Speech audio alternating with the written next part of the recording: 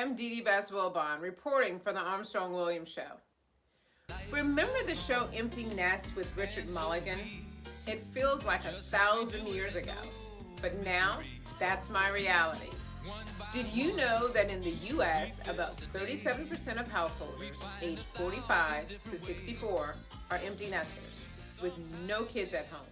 My youngest, my 18-year-old daughter, headed off to the University of Alabama. Packing her up was bittersweet. This is the empty nest moment so many parents face, a mix of pride and that quiet ache of letting go. It's good to hear how other empty nesters are coping, so I checked with my friend Jimmy Kemp. How are you and Susan? How are you guys gradually getting into this empty nesting part of your life now? Well, God is always good, and He's been very gracious to us. We've had a great summer that has eased us into empty nesthood. So Tommy was gone all summer, and that was step one in empty nesthood.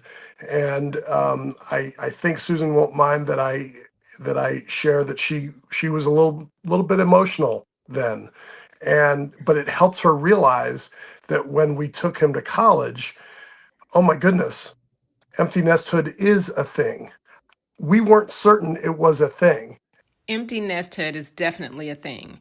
In the U.S. alone, an estimated $500 million to $1 billion is spent annually on marketing tailored specifically to empty nesters, promoting products and services like downsizing real estate, luxury travel, and financial planning.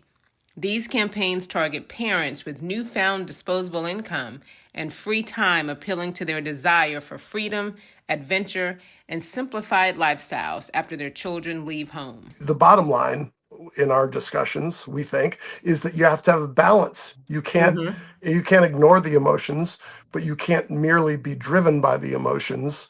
And these you can't choose life to go exactly as you want. The fascinating thing is that you want your child to grow up.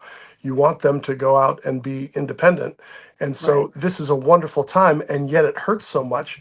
And that conflict in our souls, it's a good time to pause and reflect and think about priorities. So I don't think we do it perfectly, but we're trying to put some perspective into the situation.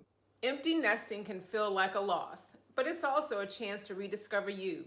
My advice: stay connected with your kids, try a new hobby, lean on your community, lean on your spouse, and even join an empty nest group.